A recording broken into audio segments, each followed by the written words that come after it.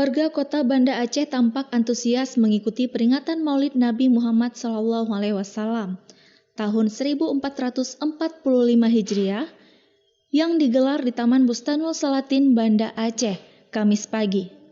Peringatan Maulid dengan mengusung tema merajut silaturahmi memperkuat persatuan umat, guna mewujudkan Banda Aceh yang damai, dihadiri oleh sekitar 4.000 tamu undangan, unsur Forkopimda dan warga kota. Ketua Panitia merilis laporan bahwa ada sekitar 267 hidang yang berasal dari dinas, sekolah, dan dari kecamatan di ruang lingkup Pemkot Banda Aceh. Pihak panitia juga mengundang Dai Kondang asal Sumatera Utara, Haji Irfan Yusuf. Sebagai pengisi ceramah Maulid, kegiatan juga dirangkai dengan pemberian santunan kepada 250 anak yatim. PJ Wali Kota Banda Aceh Amiruddin mengatakan, tingginya antusias masyarakat dalam mengikuti peringatan Maulid tersebut membuktikan seluruh masyarakat Aceh benar cinta akan Nabi besar Muhammad SAW.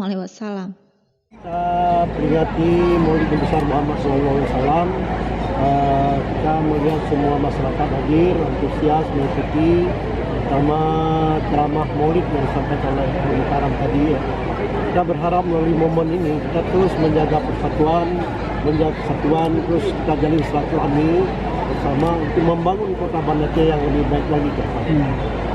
Melalui momen ini saya kira ini sangat baik ya untuk kita semua masyarakat Banda Aceh saling memberi ya, saling mendukung untuk pembangunan kota Banda Aceh dalam rangka peningkatan kesejahteraan masyarakat. Sementara itu, salah seorang wisatawan asal Malaysia yang ikut hadir pada peringatan Maulid itu mengaku begitu terkesan dengan tradisi peringatan Maulid di Aceh. Selain waktu peringatan Maulid yang panjang selama 3 bulan, ia juga takjub melihat banyaknya hidangan makanan yang disuguhkan sangat berbeda dengan peringatan Maulid di negerinya. Luar biasa. Jangan kita dapat lihat. Ada peranakan biasanya kalau di Malaysia, saya tidak pasti di sini. Yang saya tahu, dibuat selama kita muda, ada saja majelis-majelis